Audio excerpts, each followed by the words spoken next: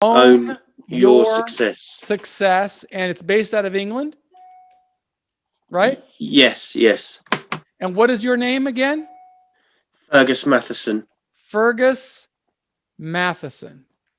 So I record these and I publish them on YouTube, and I also send them into jails and prisons to teach and inspire people. So you can ask, Okay. you can ask me anything. I'm just going to do a very quick intro, so it'll be very simple for me to edit, and then I'll let you go, and you go from there. So you could just start as soon as you hear my intro. Okay? Okay. Yep. Are you ready to go? Yeah. Oh, I'll introduce you. Yeah, Like, but just don't introduce me until I've done this intro, so that your Bruce doesn't have to hear me. Oh, right. Okay. Yep. No problem. Yeah. So I'll do it right now. Yep. That's cool.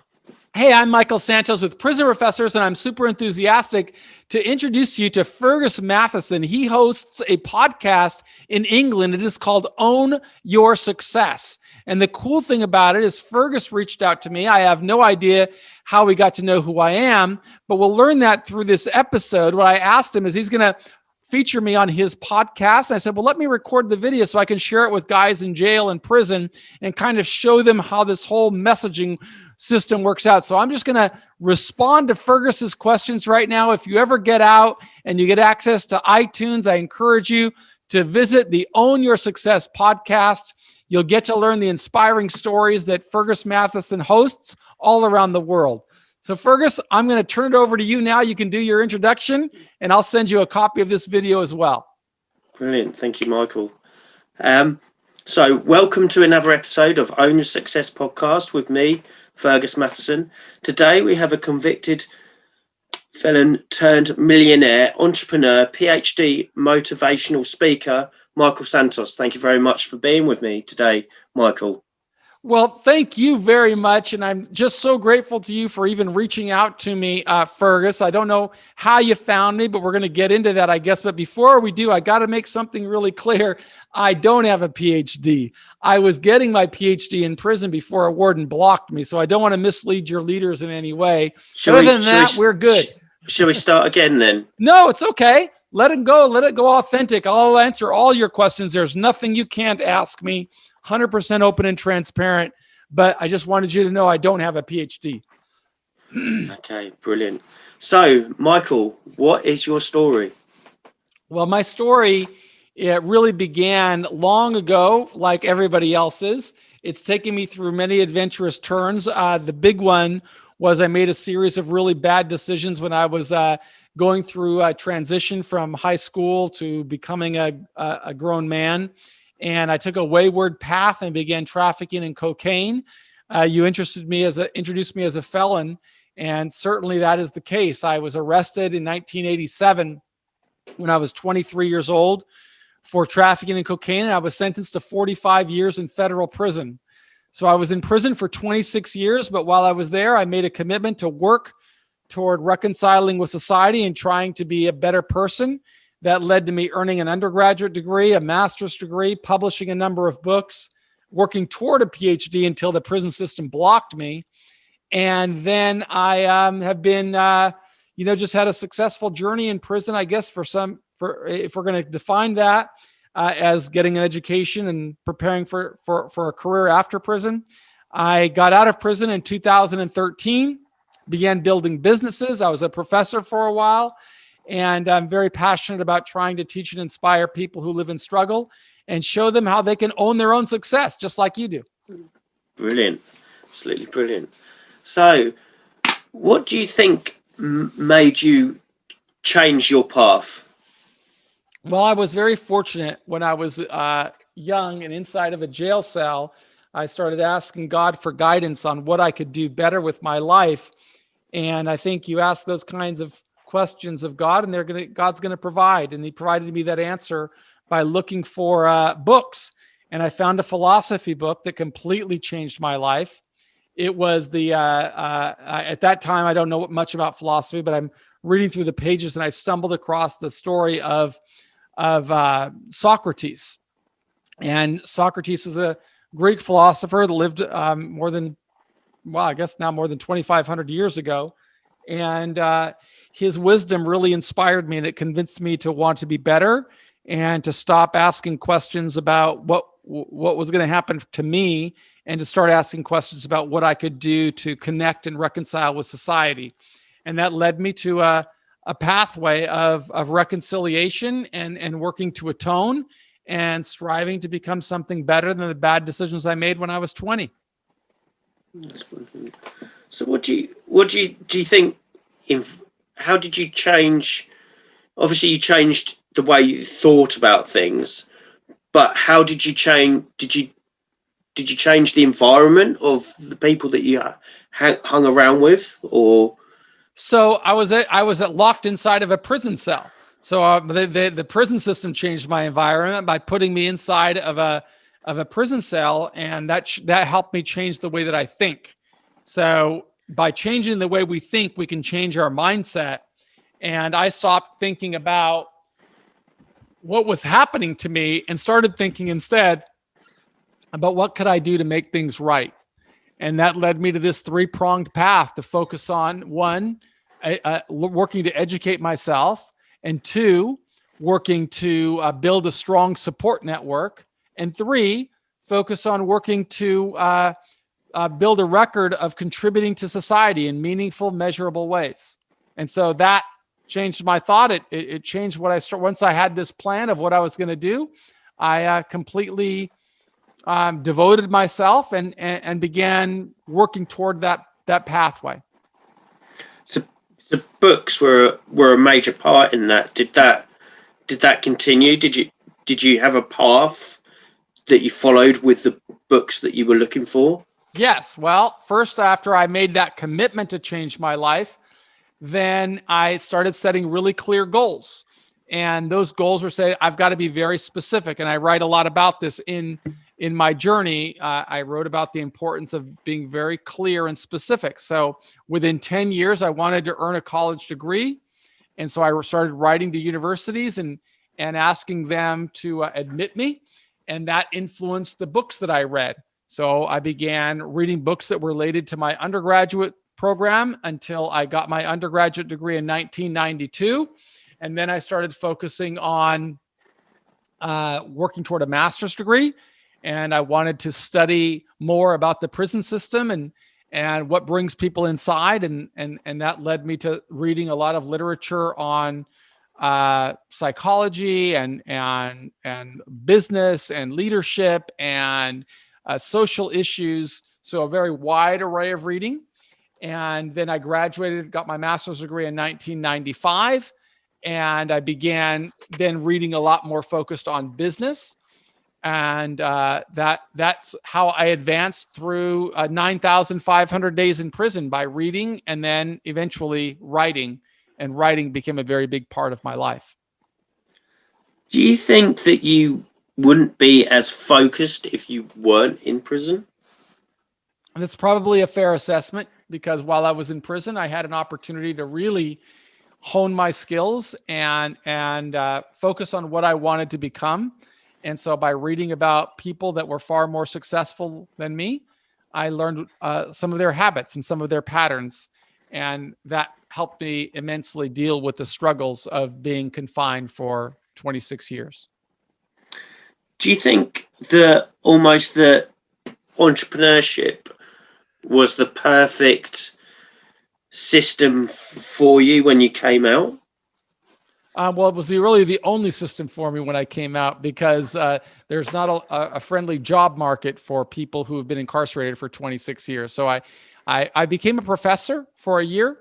I taught for a year at San Francisco State University. But while I was doing that, I was simultaneously building my own businesses. Oh, definitely. Did you, what sort of habits did you continue to use on the outside?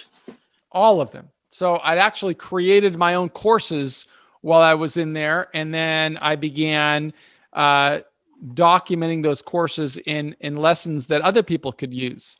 And so I created a website called prisonprofessors.com, and all of the habits that empowered me through 26 years in prison, I compartmentalized so that other people could learn from them as well. And then I filmed a series of videos that show people how I do it. And I launched YouTube channels like the one we're on right now. So these videos become part of the course, and people get to see that I'm not just telling somebody to do something that I didn't do.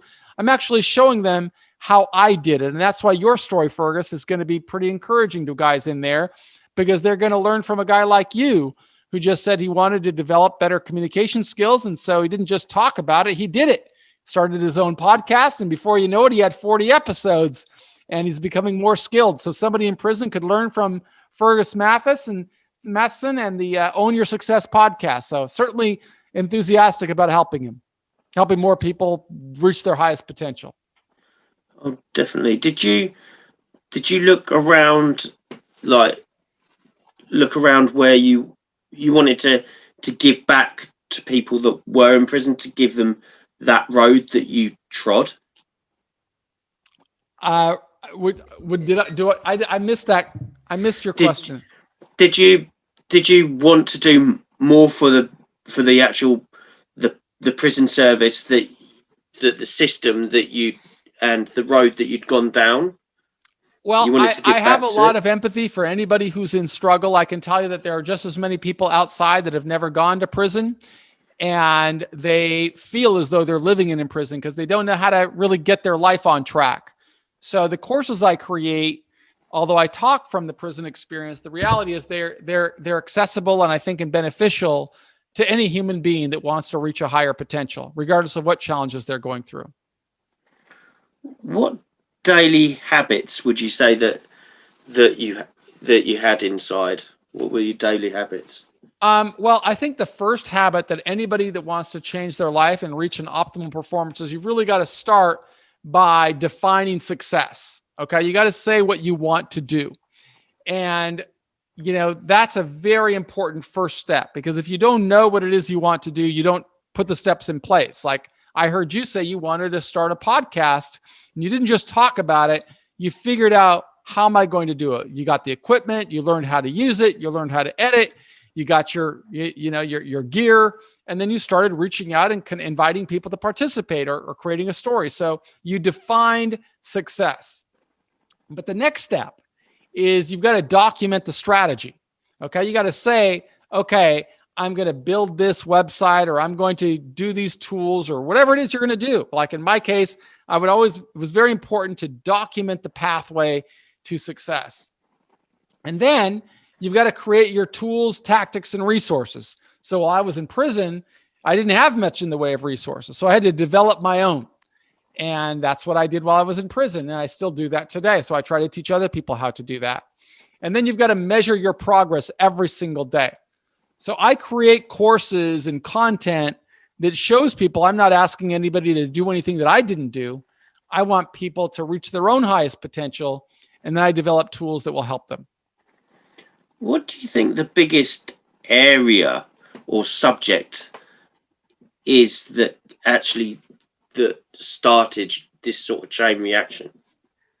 Well, I was inspired by Socrates, as I said, and then I started reading many others, including Nelson Mandela or Viktor Frankl or other people that have gone through struggle and yet found their way to become successful. And I define success as really having an impact on society and influencing the lives of others. And that's what really made all the difference for me, is by learning from leaders and trying to develop this mindset of success. Did exercise become a part of that? Exercise was always a big part of that, because with fitness and exercise, we could, have a higher level of energy and discipline. So it was very important to be disciplined. And I wake up every morning, even today. I've been out of prison now for about 7 years, and I'm always at my desk well before 5 a.m. Sometimes I'm at my desk at 3 a.m. working.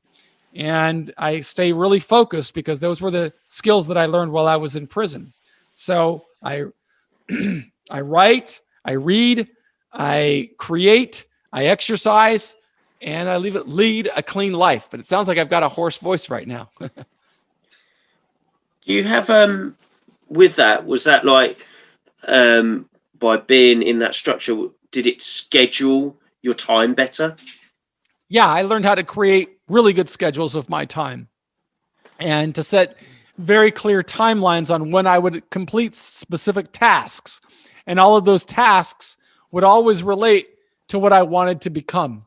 And so leading that disciplined, deliberate life helped me make more progress than maybe other people thought a guy in prison should be able to make. Did you feel that when you came out, was it like a sort of almost like a new beginning, new chapter? And how were you able to put you like one step in front of the other?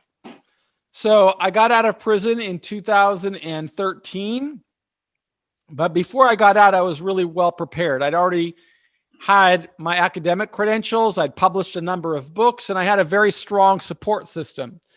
So I had people reaching out to me, opening opportunities, including the university. I told you I started working at San Francisco State University as a professor, and I taught for a year, but I also needed to build businesses.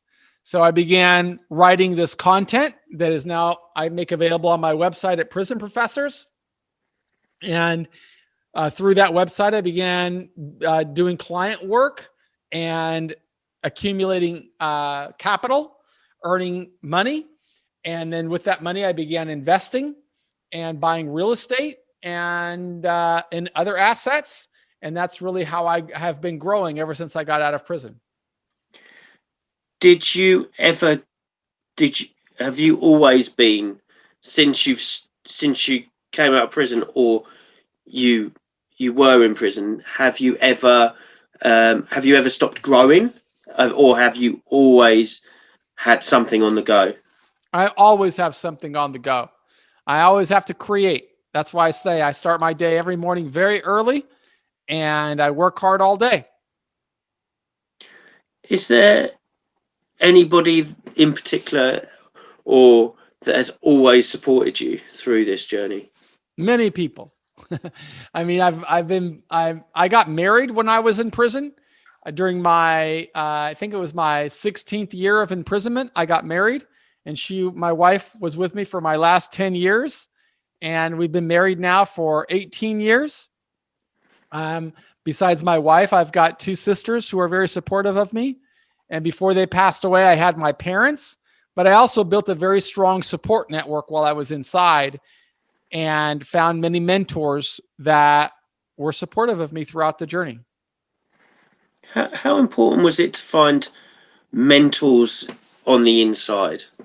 For me, it was really important because I knew that I wanted to get out of prison differently. I wanted to get out of prison with my dignity intact and with opportunities to lead a life of meaning and relevance and dignity.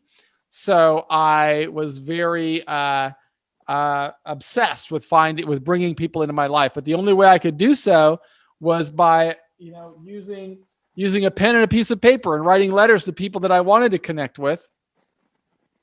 And you write enough letters, some people will respond. So I found a lot of mentors that I met while I was in prison that would come and visit me and help me grow.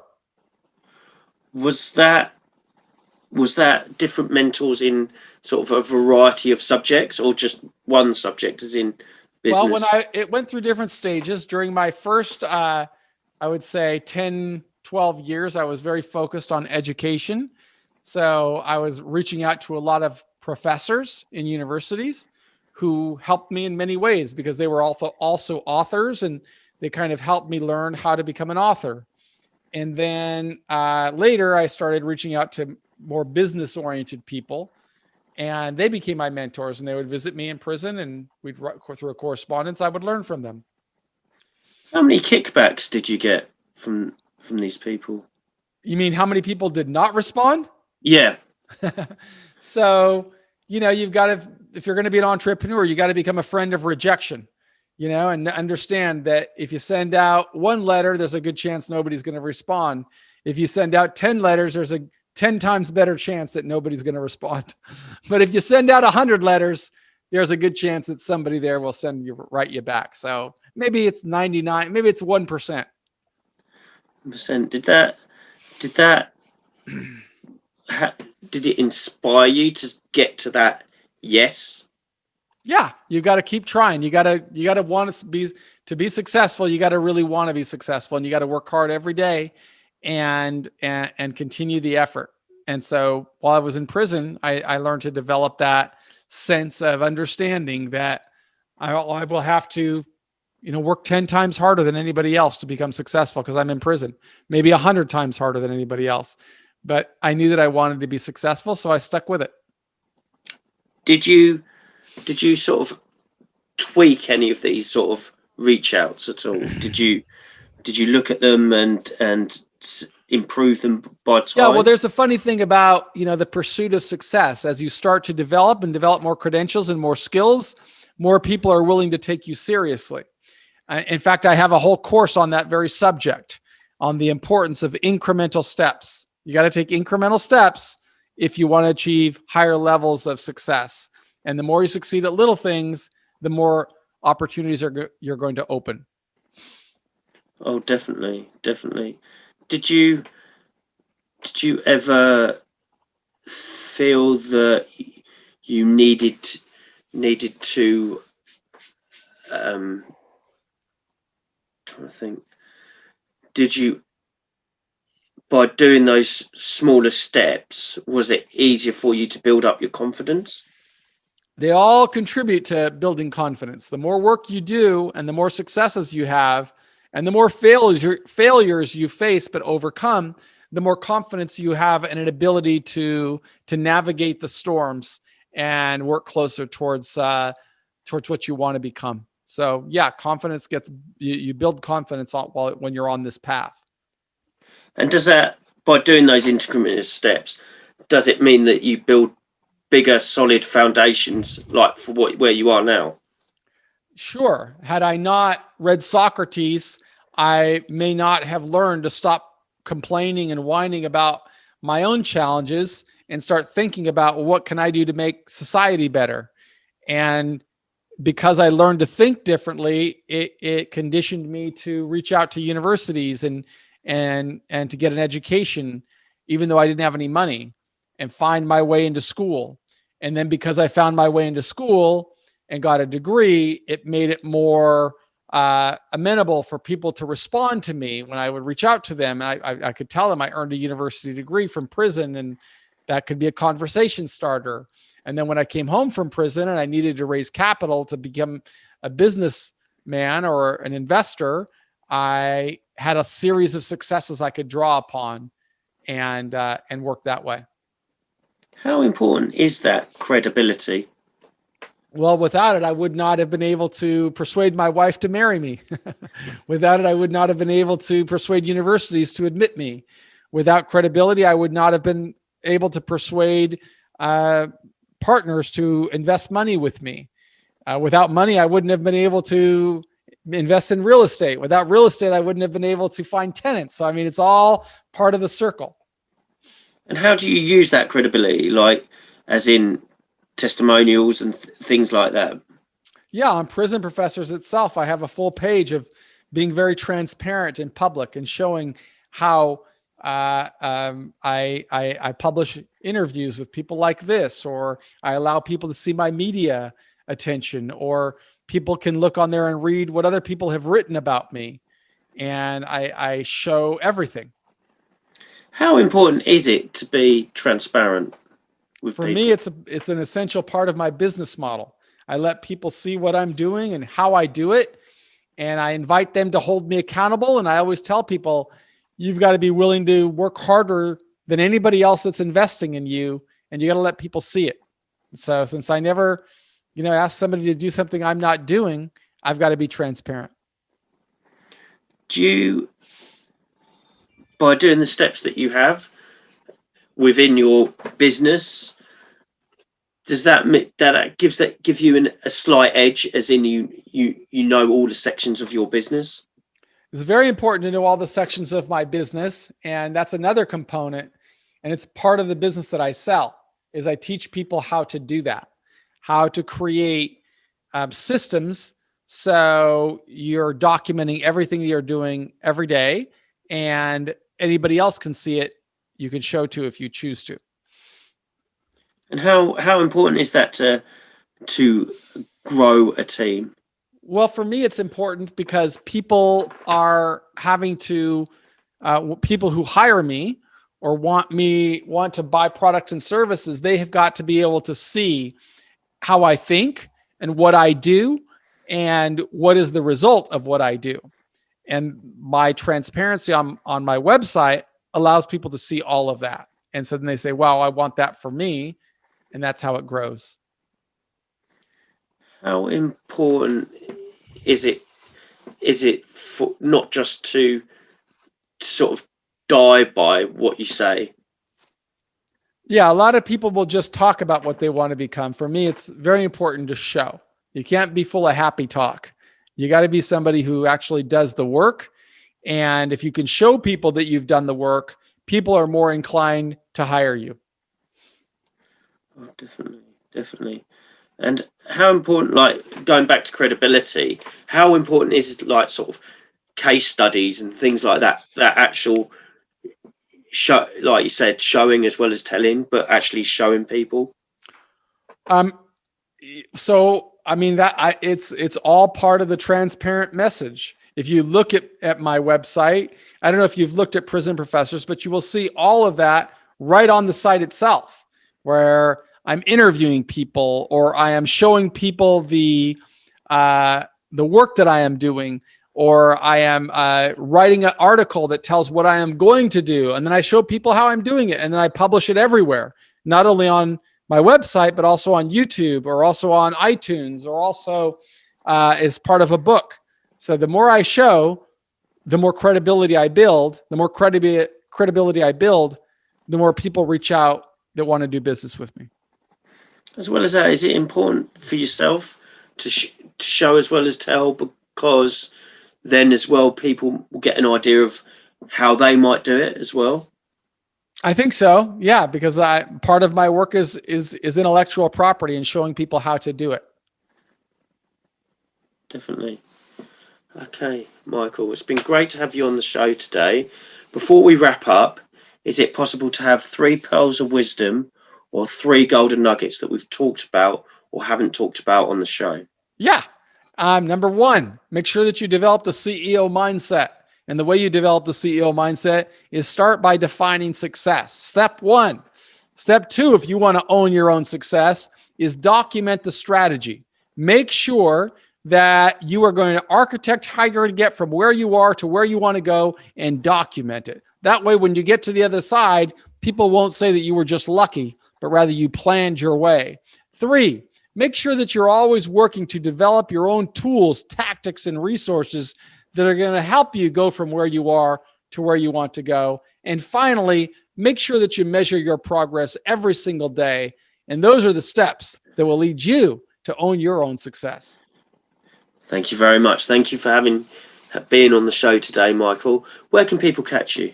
Yeah, I would encourage people to visit us at prisonprofessors.com, or they can always subscribe to the Prison Professors YouTube channel, where we publish content every day, including this episode that I've done with Fergus Matheson of the Own Your Success podcast.